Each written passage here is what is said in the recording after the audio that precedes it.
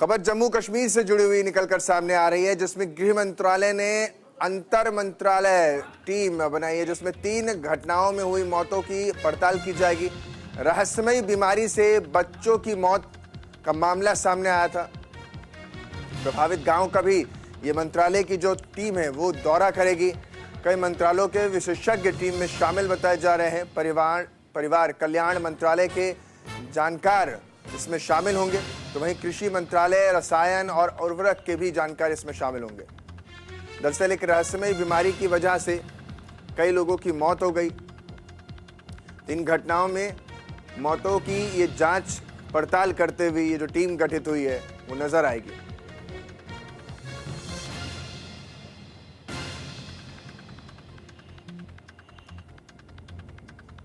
और साफ तौर पर जम्मू कश्मीर से जुड़ी ये बड़ी जानकारी आपको दे रहे हैं। जिस रहस्यमयी बीमारी का कहर जम्मू कश्मीर के इन इलाकों में कुछ देखने को मिला, जिसमें कई लोगों की मौत की खबर भी सामने आई थी। और उसके बाद इन तीनों ही घटनाओं में इन मौतों की पड़ताल अब ये विशेषज्ञों की टीम करेगी, जिसमें उर्वरक मंत्रालय के भी लोग होंगे, रासायनिक मंत्रालय के भी होंगे, कृषि मंत्रालय के भी होंगे, परिवार कल्याण मंत्रालय के भी विशेषज्ञ शामिल होंगे। तो ये बड़ी टीम बनाई गई है।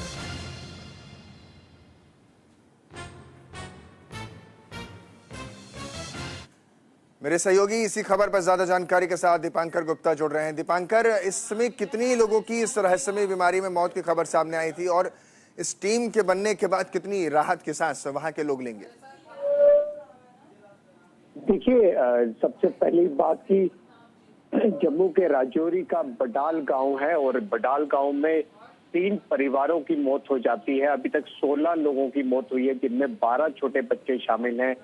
एक ही परिवार मोहम्मद असलम के परिवार के 5 बच्चे और उनके जो 2 बुजुर्ग हैं वो हाल ही में पिछले 4 दिनों में उनकी मौत हो गई। इससे पहले अगर आप मुझे 2 मिनट का समय देंगे तो मैं अपने दर्शकों को जरूर पूरी घटनाक्रम समझाऊंगा कि 7 दिसंबर को इसी गांव में एक पहला मामला सामने आता है। एक परिवार के 5 लोग बीमार होते हैं, हॉस्पिटलाइज होते हैं राजौरी में और कुछ ही देर में उनकी डेथ हो जाती है। उनमें 4 छोटे बच्चे शामिल हैं।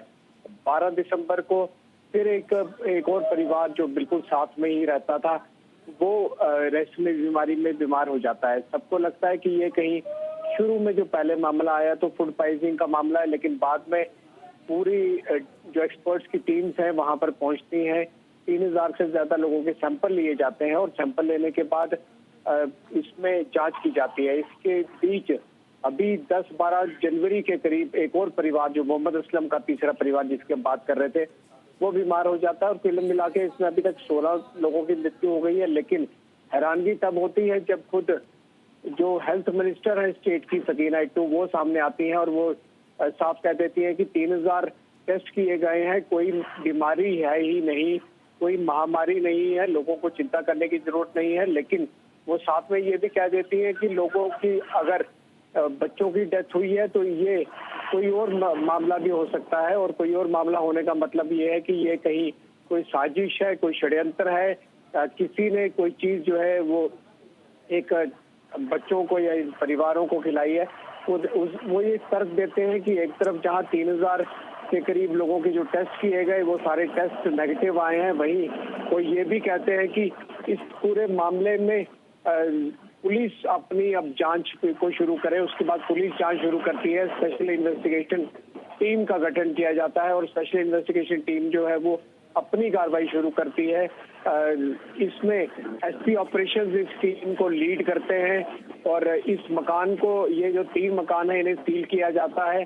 आसपास लगभग 100 के करीब लोगों को पिछले 2 दिनों में क्वेश्चनिंग किया गया है। कोई लैंड डिस्प्यूट का मामला तो नहीं है, कोई आपकी रंजिश का मामला तो नहीं है, क्योंकि ये जो 3 मकान है यहाँ पर डेथ के बाद लगातार जो लोगों का आना जाना रहा, बरियल किए गए। मोहम्मद असलम के जो एग्रीकल्चर लैंड था उसे पूरे गांव में कन्वर्ट कर दिया गया है एक नए कब्रिस्तान में और वहां पर ये कब्रिस्तान जो है वो बनाया गया है। पूरा गांव इस समय खौफजदा है। अगर हम कहें तो एक भयावह स्थिति है खौफ में है लोग, डर की माहौल में है लोग, क्योंकि लोगों को समझ में नहीं आ रहा है कि अगर एडमिनिस्ट्रेशन या सरकार ये कह रही है कि बीमारी नहीं है, तो एक तरफ से लोगों को इस बात की राहत जरूर है कि महामारी नहीं फैलेगी गांव में, लेकिन ये भी लोगों को चिंता सताई जा रही है कि आखिरकार ये कैसे हो रहा है, क्यों, क्या कोई एक ऐसा शख्स है जो किसी आपसी रंजिश के तहत लोगों को इस तरह से कोई एक जहर नुमा चीज देकर जो है वो बीमार कर रहा है और फिर उनकी डेथ हो रही है।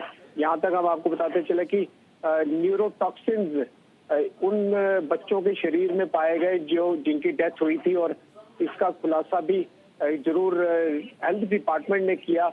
न्यूरोटॉक्सिन्स का मतलब ये है कि कुछ ऐसा केमिकल या कोई ऐसी जहरीली पदार्थ जो सीधा असर करता है आपके नर्वस सिस्टम पर, और नर्वस सिस्टम पर असर करने में देखा यह गया कि ये जो 12 बच्चे हैं या जो बुजुर्ग थे उन्हें एकदम से उनके दिमाग में सूजन हो जाती है, उन्हें बेहोशी हो जाती है, यानी कि इस तरह